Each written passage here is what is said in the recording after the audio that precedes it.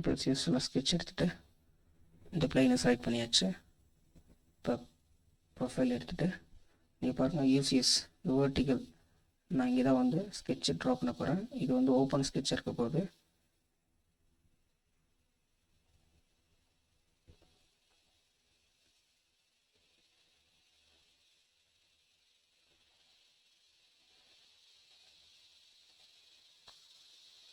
கரெக்டாக வந்து இந்த யூசிஎஸ் இந்த லைன்லேயே வந்து நான் வந்து என் பண்ணுறேன்.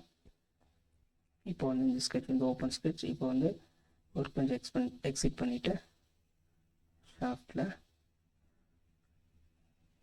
இப்போ இந்த ஒய்யோ டைரெக்ஷன் வந்து செலக்ட் பண்ணியாச்சு. இப்போ பாருங்கள்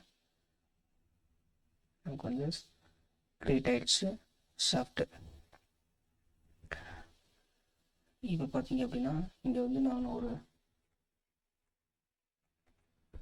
200 கொடுக்குறேன் ஃபஸ்ட் ஆங்கிளில். செகண்ட் ஆங்கிளில் வந்து ஒரு 60 கொடுக்குறேன். பாருங்கள் இப்போ இந்த திக் ப்ரொஃபைலை வந்து ஆன் பண்ணிக்கோங்க. இப்போ வந்து ஆல்ரெடி நம்ம வந்து பேடில் பார்த்தது மாதிரி தான், பேட் கட்டில் பார்த்தா அதே கான்செப்ட் தான் இங்கேயும். ஸோ இங்கே வந்து ஒரு 2 mm பாருங்கள், இன்னர் அண்ட் அவுட்டர் வந்து ஒரு 3 கட்டாச்சு பார்த்தீங்களா. ஸோ எனக்கு இந்த மாதிரி வேணாம், எனக்கு மேலே நம்ம வந்து எவ்வளோ கொடுக்குறோமோ அதை வந்து நியூட்ரல் ஃபைபர் கொடுக்கும்போது அதுதான் வந்து ஈவனாக பிரிக்கும்.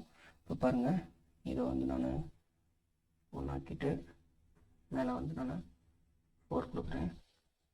பார்த்தீங்கன்னா மாறிடுச்சு. இப்போ பாருங்கள் இந்த நியூட்ரல் ஃபைபர் கொடுக்கும்போது வந்து இது வந்து செகண்ட் வந்து திக்னஸ் வந்து ஹைட் ஆயிரும். இப்போ மேலே இருக்கக்கூடிய அந்த 4ல் பாருங்கள் சென்டராக வந்து எடுத்துக்கிறோம், 2 மட்டும் எடுத்துக்கிறோம். அந்த சைடு 1 இந்த சைடு 1 நமக்கு வந்து ஒமிட் ஆயிரும்.